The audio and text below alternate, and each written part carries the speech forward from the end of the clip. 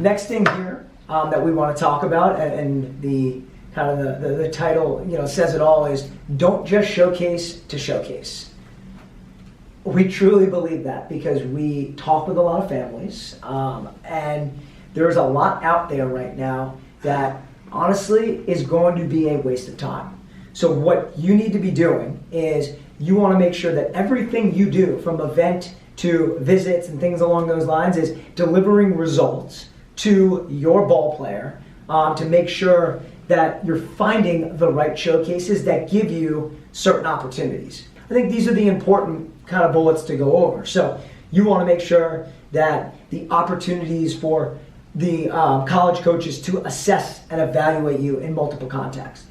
You mentioned this before. I think if you're just there to play games, you're not going to fully, show everything about you. If you run this, you fly down the line and you're running the 60 in really good time, you want a coach to know that. If you're a powerful hitter, you want to make sure that your objectives are being measured, or you're getting that BP or reps in the field. A little bit of individualization there, I think, is important. So being able to showcase, to have games, to have the objectives, those are really key to put together. The second one we mentioned here is, of course, the direct engagement and the interaction with these coaches. Yes, on the field, being able to have a coach work with you, give you really good tips, see you this close together, but at the same time, making sure that off the field, you're able to go up to said Ivy League school or said great Division III school or whatever that may be, and ask him really, really good questions. We talked about the objective measurements and the measurables, being able to get a baseline also for yourself, to be able to say, I know that at my position, that a 7.3 may not cut it. So I need to go and I need to work on getting faster. You can go back to who you're training with and say, what can I do to shave off a couple of, a little bit of time off of that.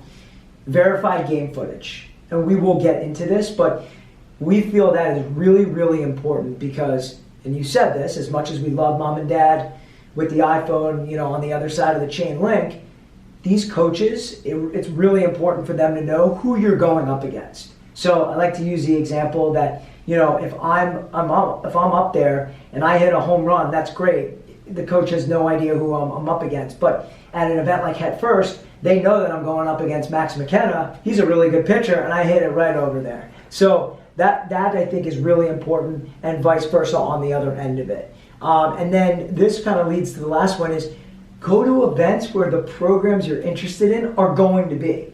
The amount of times that families come out and say, well, we went to this event and there was 20 schools we hadn't really heard of and there was 3 that we had. That's not the best use of your time. So making sure that those schools are really the ones that are the right fit for you that you want to get out in front of.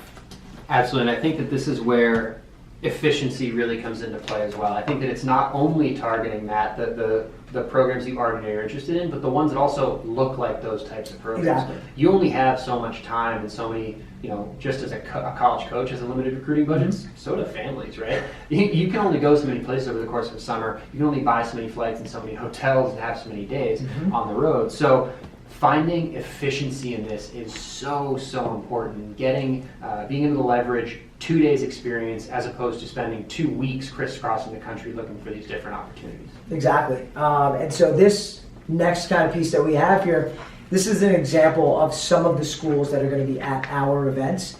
And why we find this to be so important is you may not know yet exactly who you're interested in, or maybe you do, and maybe you have 5 schools that you're looking at, but you're going to find a lot of schools that are lookalikes, but at the same time are very, very different in terms of what they can offer, where they are in the country. So, for example, you have Amherst and you have Cal Berkeley. Again, 2 very, very different schools on different sides of the country, but very high academic. And this is a great way to be able to kind of kill 2 birds with 1 stone, or even more than that, because you're going to get to see all of these coaches in one arena for 2 days, which I think is really, really key. Absolutely, and I think also key here is this idea of Headfirst providing a discovery platform too. And I talked about this a little bit, but if you are looking at NESCAC schools because they are the right size, they have a liberal arts focus, they have the right class size, they have the right Division III level of baseball, great. You will have heard of Amherst, Bates, and Bowdoin, and Colby, and all these great schools in the Northeast.